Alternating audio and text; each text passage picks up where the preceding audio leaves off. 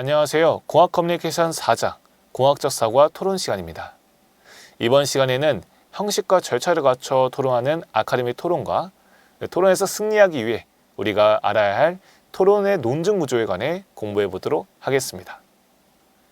4장의 첫 번째 차시에서는 아카데미 토론에 대해서 세다 방식 토론을 중심으로 알아보도록 하겠습니다. 이번 시간의 학습 목표입니다. 이번 시간에는 아카데미 토론의 특징과 유형에 대해서 알아보도록 하겠습니다. 또한 아카데미 토론 중에서 세다 방식 토론을 중심으로 아카데미 토론의 절차와 규칙에 대해서 공부해 보도록 하겠습니다. 토론이란 무엇일까요? 여러분은 어떤 상황에서 토론이라는 말을 사용하나요? 우리는 보통 사람들끼리 무언가를 결정해야 할 때 우리 한번 이 문제에 대해 토론해 볼까요? 우리 토론을 통해 결정해 봅시다. 와 같은 말을 하곤 하는데요. 이를테면 가족끼리 여름휴가에 어디로 갈지 정해야 되는 상황에서 우리 여름휴가 어디로 갈지 함께 토론해 보자 와 같은 말을 하곤 합니다. 또 어떤 상황에서 우리는 토론이라는 말을 사용할까요? 탕수육 소스를 부어 먹는 것이 맞는지 찍어 먹는 것이 맞는지 탕수육 논쟁을 하는 경우에도 누가 더 옳은지 따져볼 때 토론을 통해서 우리 탕수육 어떻게 말할지 결정해 보자 와 같은 말을 하곤 합니다. 이처럼 우리는 일상 속에서 토론이라는 말을 자주 사용하곤 하는데요. 그런데 선생님이 앞서 든 두 가지 예시 중 어떤 것은 토론에 해당하고 어떤 것은 엄밀히 말해서 토론이라 보기 어렵습니다. 무엇이 토론이라 보기 어려울까요? 예, 맞습니다. 첫 번째, 여름휴가를 어디로 갈지 토론해 보는 것은 사실 엄밀히 말하자면 토론이 아니라 토의라고 말하는 것이 맞는데요. 반면 탕수육 소스 논쟁에 관해 토론해 보는 것은 토론으로 볼 수 있습니다. 왜 그럴까요?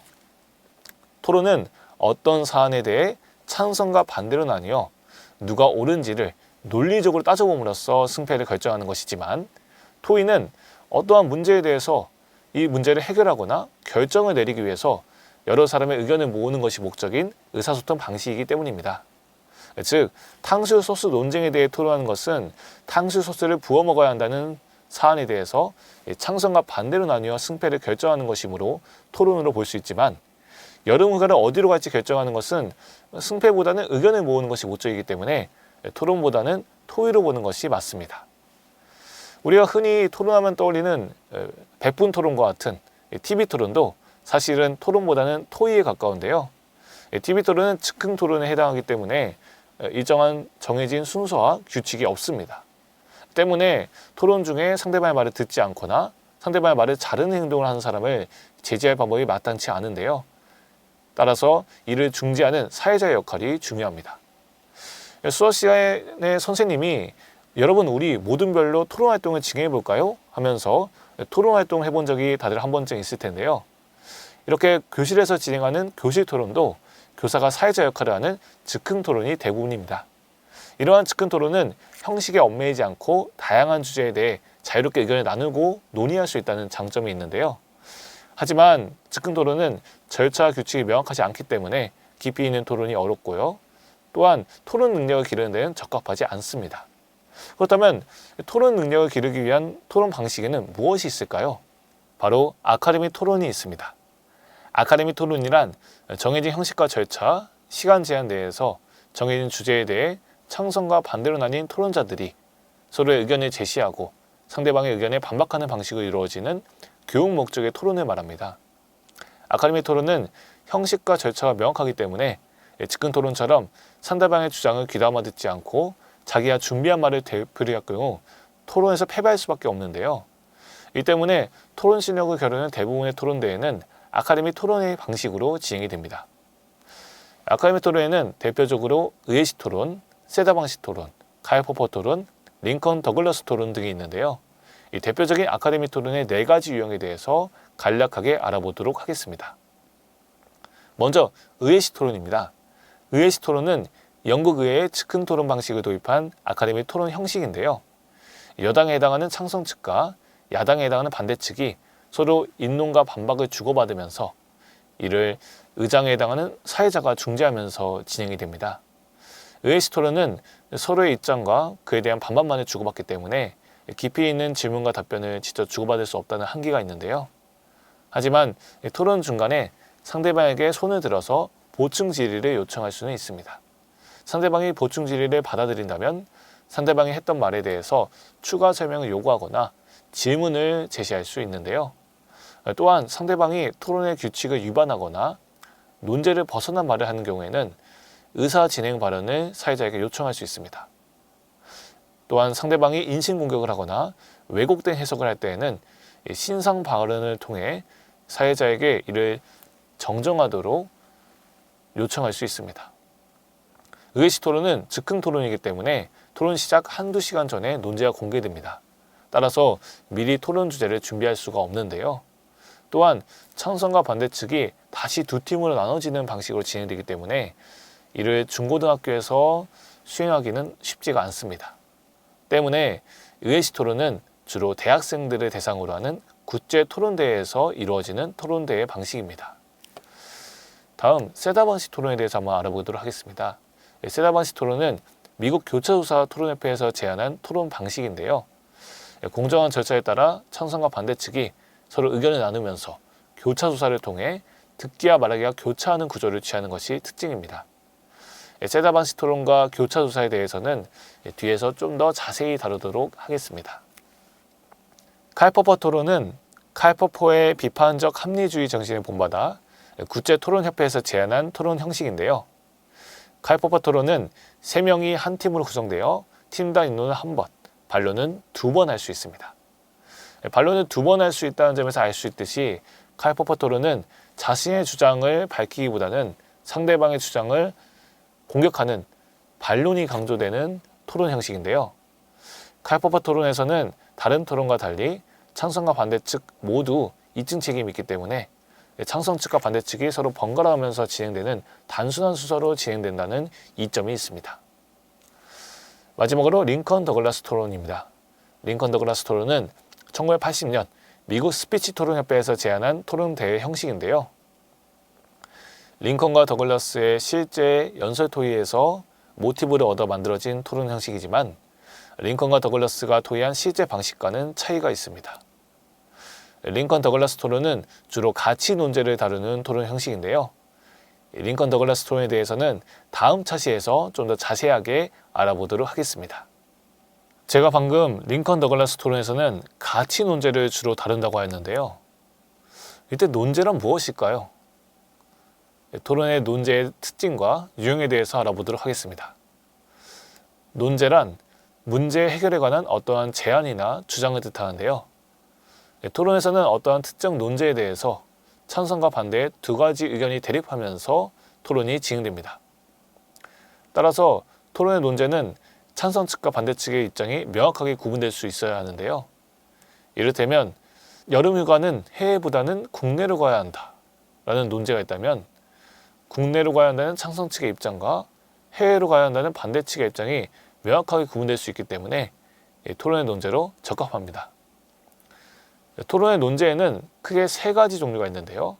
바로 사실 논제, 가치 논제, 정책 논제가 있습니다. 사실 논제는 어떤 사안이 참이냐, 거짓이냐를 다루는 명제인데요. 주로 전문가와 전문가가 대립하는 핫소의 논쟁이나 이공계 분야의 논쟁에서 다루어지는 논제입니다. 예를 들어 한국인 유전자는 인간광역병에 취약하다, 원자력 발전은 환경을 파괴하며 위험하다 등이 있습니다. 사실 논제는 해당 논제가 객관적으로 참인지 거짓인지를 다루는 논제이기 때문에 경쟁적인 토론에 대해서는 다루는 데 한계가 있어 제한적으로만 사용이 되는 논제입니다. 가치 논제는 무엇이 옳고 그른지에 대한 가치 판단을 다루는 명제인데요. 아까 전에 링컨 더글라스 토론에서는 주로 가치 논제를 다룬다고 하였죠. 가치 논제는 친환경적인 에너지가 바람직하다와 같이 특정 대상이나 신념, 행위에 내재된 가치에 대한 평가를 다룹니다. 주로 좋다, 나쁘다, 바람직하다, 바람직하지 않다, 옳다, 그르다, 도덕적이다, 비도덕적이다, 정당하다, 정당하지 않다의 서술어가 사용되는데요. 가치 논제는 링컨 더글라스 토론뿐만 아니라 칼퍼퍼 토론에서도 채택되는 논제입니다. 가치 논제를 다룰 때에는 철학적인 사고와 논리적인 사고를 통해서 자신이 추구하는 가치가 옳음을 입증해야 되는데요. 이때는 주관적이거나 개인의 선호에 따라서 주장을 하는 것이 아니라 객관적인 사실을 바탕으로 의견을 이끌어 나가야 합니다. 결국 가치 논제를 다루기 위해서는 앞서 말한 사실 논제에 대한 논의가 뒷받침되어야 하는 것이죠. 앞선 예시를 예로 들어보면 친환경적인 에너지가 바람직하다라는 논제의 경우에선 친환경적인 에너지가 무엇이고 친환경적인 에너지를 통해 얻을 수 있는 에너지의 양은 어느 정도이며 이는 환경에 어느 정도 도움이 될 수 있는지 등에 대한 객관적인 사실을 먼저 분석하고 분석한 결과를 토대로 그에 대한 가치 판단을 논해야 합니다. 마지막 정책 논제는 문제에 대한 해결 방안을 다루는 명제인데요. 주로 세다 방식 토론이나 칼퍼퍼 토론과 같은 경쟁적 토론의 논제로 채택됩니다. 정책 논제는 주로 뭐뭐를 변화시키거나 바꿔야 한다는 형식을 취하는데요. 예를 들어 동물 실험을 중단해야 한다, 청소년의 연예계 진출을 금지해야 한다 등이 있습니다. 정책 논제를 다루는 토론은 구체적인 사안에 대한 문제점과 시제적인 해결 방안을 중심으로 진행이 되는데요. 따라서 정책 문제를 다룰 때에는 토론에서 다루는 정책이 바람직한가와 같은 가치 문제와 더불어 구체적인 방안을 제시하고 그에 대한 실현 가능성과 예상 효과까지 따져야 됩니다. 따라서 정책 문제를 다루는 토론에서는 논리적인 사고력과 더불어 문제 해결적 사고 능력까지 기를 수 있습니다. 지금까지 아카데미 토론의 특징과 유형, 논제에 대해서 알아보았는데요. 지금부터는 세다 방식 토론의 절차와 규칙에 대해서 좀 더 자세히 알아보면서 아카데미 토론의 규칙과 특징인 교차조사, 입증 책임, 입장 교대의 원칙에 대해서 좀 더 구체적으로 알아보도록 하겠습니다. 세다 방식 토론은 주로 정책 논제를 다루는 토론인데요. 찬성 측과 반대 측에서 각각 2명의 토론자가 참여합니다. 복식 탁구를 보면 한 명이 공을 치면 뒤로 빠지고 같은 팀의 다른 선수가 다음번 공을 치는 방식으로 진행이 되죠. 복식 탁구와 마찬가지로 세다 방식 토론도 4명의 토론자가 입론과 교차조사, 반론을 서로 번갈아가면서 복식 토론의 방식으로 진행됩니다. 각각의 토론자마다 입론, 교차조사, 반론의 기회가 한 번씩 있기 때문에 모두 합쳐 총 12단계로 진행이 되는데요. 좌측의 그림은 세다 방식 토론의 절차를 시각적으로 나타낸 그림입니다. 그림을 보면 찬성 측 1번 토론자가 입론을 진행하고 그에 대해 반대측 2번 토론자가 교차조사를 진행한 후 반대측 1번 토론자가 입론을 제시하고 그에 대해 다시 찬성 측 1번 토론자가 교차조사를 진행하는 등 입론과 교차조사를 각 토론자별로 번갈아가며 진행하도록 이루어져 있음을 알 수 있습니다. 입론과 교차조사가 진행된 후에는 반대측 1번 토론자부터 반론을 진행하여 찬성 측 2번 토론자가 마지막으로 반론을 하면서 토론이 끝나게 됩니다. 세다 방식 토론을 보면 교차조사가 각 토론자마다 한 번씩 총 4번이나 이루어지도록 구성이 되어 있는데요. 이처럼 세다 방식 토론은 상대의 입론을 잘 듣고 입론에서 논리적 오류를 찾아내어 이를 지적하는 교차조사가 활성화되어 있다는 특징이 있습니다. 왜 세다 방식 토론에서는 교차조사가 강조되어 있을까요? 세다 방식 토론이 없던 과거의 토론에서는 토론자들이 자기 주장만을 반복하고 다른 사람의 주장에는 귀를 기울이지 않는 상황이 자주 나타났습니다. 때문에 1972년 미국 교차조사 토론협회에서는 토론 과정에 상대방의 주장에 대해 질문하는 시간이 교차조사를 추가함으로써 이를 방지하고자 하였습니다. 교차조사란 상대 측의 주장을 귀담아 듣고 그 안에 있는 논리적인 허점을 찾아 이를 상대방에게 질문함으로써 상대방의 주장을 공격하는 것인데요. 교차조사는 반대신문이라고도 합니다. 마치 법정에서 변호사나 검사가 증인이나 피고를 신문하듯이 날카로운 질문을 던져야 토론에서 승리할 수 있습니다. 또한 내가 질문을 받는 입장이라면 상대방의 질문에 숨은 함정을 간파해서 이에 적절하게 답변하여 방어하는 것도 중요한 토론 능력입니다. 교차조사는 주로 다음과 같은 절차로 이루어지는데요. 먼저 입론에서 상대가 주장한 내용을 다시 확인하는 내용 확인 질문을 통해 상대의 주장을 분명하게 확인해야 합니다. 이는 오류를 지적하기 전 상대의 주장을 분명하게 하는 단계로 이때는 필요한 경우 앞선 입론에서 얘기했던 상대방의 주장에 대한 추가적인 보충 설명을 요구할 수도 있습니다. 이후 상대의 주장에 오류나 논리적인 허점을 지적하는 질문을 던지거나 상대의 논리를 반박하는 오류 지적 단계로 나아가야 되는데요. 상대방이 제시한 자료나 정보가 믿을 만한지, 논리적으로는 합당한지, 내용이 평안되어 있지 않은지 등을 잘 따져보면서 이를 지적해야 합니다. 오류 지적을 통해 상대방의 논리가 명백하게 드러났다면 이제는 오류에 대한 인정을 상대방에게 요구해야 되는데요. 상대가 오류를 인정하게 되면 상대의 해당 주장은 효력을 잃게 됩니다. 그렇게 되면 당연히 토론에서 유리한 점수를 얻을 수 있게 되겠죠. 다양한 가치가 뒤섞인 미래 사회에서는 나와 생각이 다른 상대의 주장을 잘 듣고 내용을 파악한 후 자신의 주장을 타당한 근거를 들어 설득하는 의사소통 능력이 중요합니다. 오늘날 세다방식 토론을 비롯한 아카데미 토론에서 교차조사를 차용하고 있는 이유가 바로 그 때문입니다. 다음으로 알아볼 세다방식 토론의 규칙은 창성 측의 입증 책임입니다.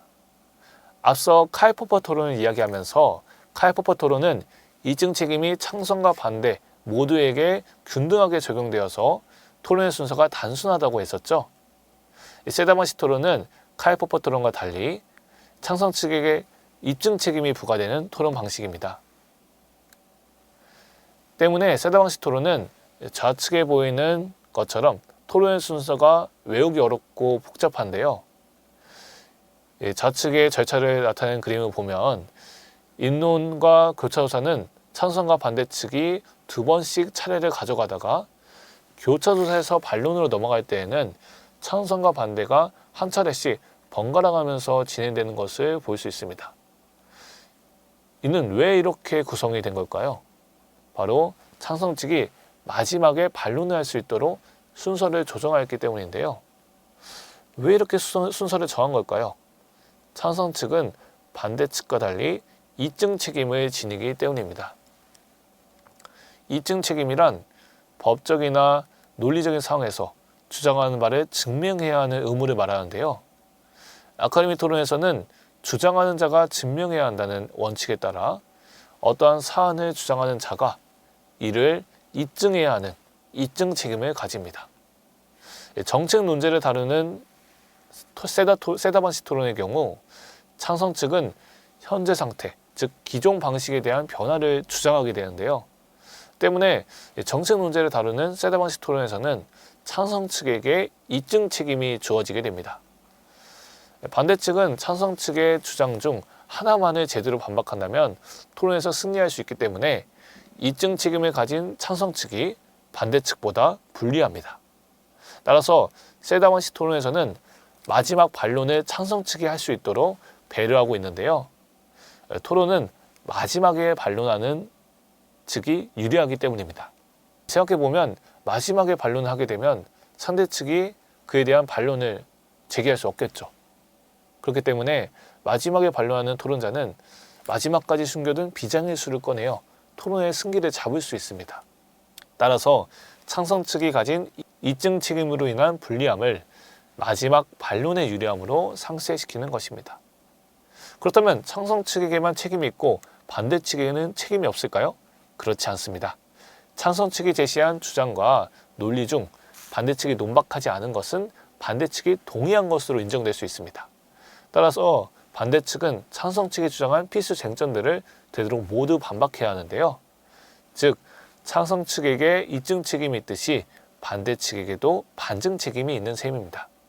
다만 반증 책임은 입증 책임보다는 부담이 덜하기 때문에 마지막 반론의 기회를 창성 측에게 주는 것입니다. 마지막으로 알아볼 세다방식 토론의 규칙은 입장 교대의 원칙인데요. 세다방식 토론은 입장 교대의 원칙에 따라 토론 직전에 누가 창성 측에 설지 반대 측에 설지가 결정됩니다. 보통은 심판이 동전을 던져서 동전이 앞면인지 뒷면인지를 맞춘 사람이 찬성을 할지 반대를 할지를 결정하게 되는데요. 따라서 자신이 어떤 입장에서 토론을 준비할지 알 수 없기 때문에 토론을 준비하는 토론자는 찬성 측과 반대 측의 논리를 모두 구축해야 합니다. 따라서 토론을 준비할 때는 논제와 관련된 자료를 찾고 분석한 후 찬성 측과 반대 측의 입론서를 모두 작성해야 되기 때문에 결국 두 가지 입장을 담은 두 편의 탐구 보고서를 작성하는 수준의 탐구 프로젝트를 진행하게 됩니다. 입장 교대의 원칙에 따라 토론을 준비하면 다양한 시각에서 문제를 분석하고 논리적으로 사고하는 능력을 기를 수 있습니다. 지금까지 세다반시 토론을 중심으로 아카데미 토론의 규칙에 대해서 알아보았는데요. 세다반시 토론을 비롯한 아카데미 토론을 선생님은 야구 경기에 비유할 수 있다고 생각합니다. 야구 경기에서는 공격과 수비가 교대로 진행이 됩니다. 야구 경기에서 이기기 위해서는 상대방 타자가 공을 치기 어렵도록 교묘하게 심리전을 하며 공을 던져야 되고, 반대로 투수가 던진 공을 잘 쳐낼 수 있어야 됩니다. 야구 경기처럼 아카데미 토론에서 이기기 위해서는 상대 측의 주장을 잘 듣고 문제점을 파악하여 질문할 수 있는 공격과 상대방의 날카로운 질문에 실시간으로 대처하는 수비까지 잘할 수 있어야 됩니다. 다시 말해서 세다반시 토론에서 이기기 위해서는 자신이 지지하는 주장의 허점을 공격하는 상대 측 토론자의 교차조사와 반박을 방어함과 동시에 상대 측 주장의 허점을 간파하여 이를 지적하면서 논박해야 됩니다. 이를 위해서는 단순히 자신의 입장을 설득력 있게 말하는 능력뿐만 아니라 다른 사람의 의견을 주의 있게 경청하는 듣기 능력 또한 중요한데요. 결국 토론을 통해 말하기와 듣기 능력을 골고루 발휘하게 되면서 의사소통 능력을 기를 수 있게 되는 것입니다. 이렇듯 세다반시 토론은 토론 과정에서 논술, 구술시험, 발표 능력을 모두 발휘해야 하기 때문에 다양한 프로젝트 기반 교육에 활용할 수 있습니다. 우리가 이 공학 커뮤니케이션 시간에서 토론에 대해서 공부하는 까닭도 바로 그 때문입니다. 이번 시간에는 아카데미 토론의 특징과 유형, 논제에 대해서 알아보았는데요. 또한 세다반시 토론의 절차와 규칙을 알아보면서 교차조사, 입증 책임, 입장 교대의 원칙에 대해 공부해 보았습니다. 다음 차시에는 우리가 아직 다루지 않은 링컨 더글라스 토론에 대해서 자세하게 알아보도록 하겠습니다. 또한 토론이나 논리적인 글쓰기에서 활용할 수 있는 토론의 논증 구조에 대해서도 공부해 보도록 하겠습니다. 이번 차시도 수고 많았습니다. 다음 차시에서 뵙겠습니다.